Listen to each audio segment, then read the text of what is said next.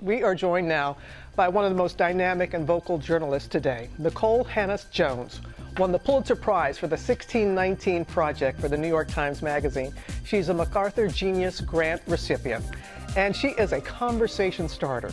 She's now out with a brand new book, and it's called The 1619 Project, a new origin story expanding the original groundbreaking work of journalism. It's so good to see you again. Thank you. How are you doing? Feeling good? I feel great. I'm so excited for the books to finally be out. Yeah, and I cannot wait to talk more about it, but I do want to say this, want to find out what's going on at Howard right now, because a lot of people remember at the beginning of the year, you were initially denied tenure at your alma mater, North Carolina.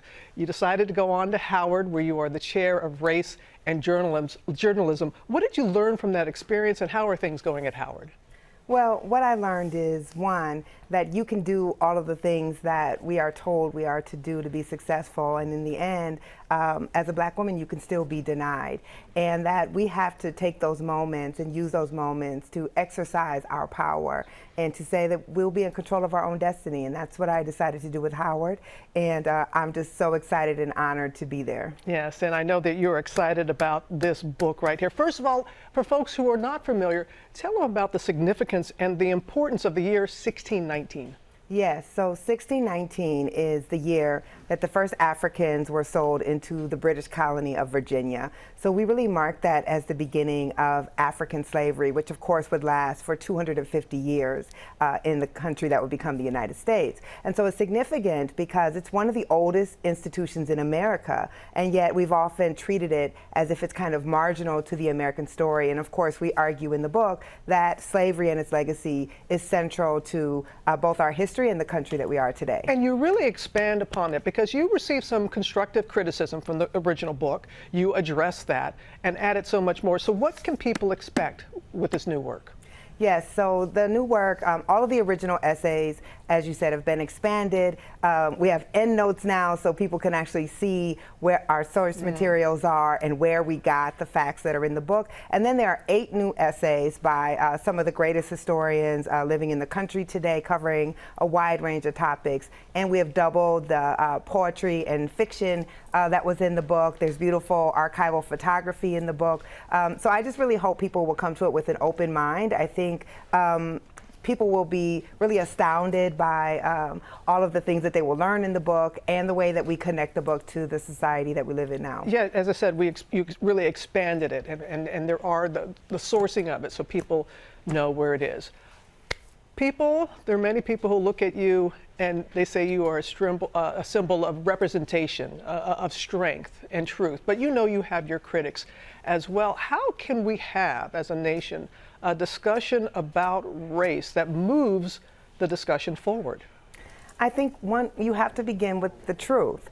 So much of the attacks against the 1619 Project and what we're seeing as, laws that are trying to stop the teaching of more accurate histories are because we haven't wanted to confront the truth in this country. The truth is often painful, but it is in confronting that we're able to actually heal and move on. So I think people have to come with an open mind. We have to come with vulnerability. We have to come with, I think, really an understanding that we don't know everything that there is to know, and many of us have been taught this history really poorly, and that we're not responsible personally for what happened in the past, but we are responsible for learning about it and learning from it and trying to do better right now. And that's why you won in schools, because you weren't expecting this. When 1619 Project came out, many schools added it to their curriculum. There were parents and others that objected to that. Yes. Why is it important for young people in particular to learn about American history? Absolutely. I talk about in the preface that I first came across the date 1619 in a Black Studies elective that I took when I was 16 years old.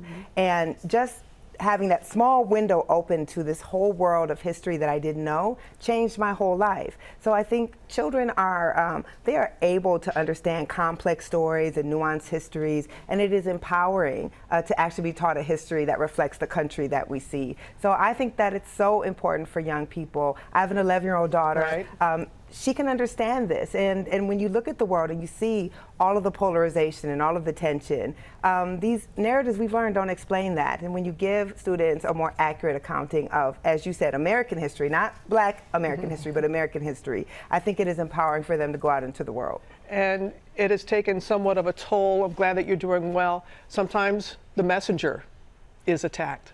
How have you handled all that? Depends on the day. True. Okay. Depends on the day. It's hard to become a symbol. I'm a symbol for people who love me. I'm a symbol for people who hate me, but I'm just a human being. I care deeply about this work. It means a lot to me. So there have been some low moments, but the kind of astounding support for the project lifts me up, because I know that so many Americans, they do want a better understanding of our country, and they are open to learning new things. And you do give us a better understanding. Nikole, thank you so much. It's great to see Thank you. And I want people to know that the 1619 Project, a new origin story, is out tomorrow, along with a companion children's book called The 1619 Project, Born on the Water. It's up there on our Jumbotron. Well, hey there, GMA fans. Robin Roberts here. Thanks for checking out our YouTube channel. Lots of great stuff here. So go on, click the subscribe button right over here to get more of awesome videos and content from GMA every day, anytime.